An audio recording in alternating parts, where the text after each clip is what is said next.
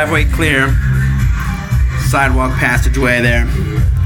So if we park our car in the driveway, block it right in there, people still have a way to get out.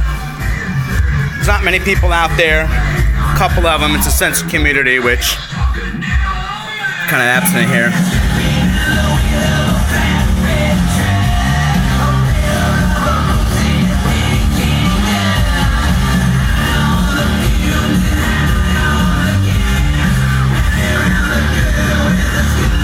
And you got the back of the house.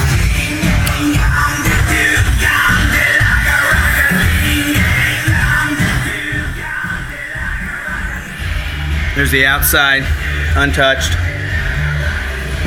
Pretty sweet. That's for the kids to play in when they get home. Got caught in Brooklyn. PK!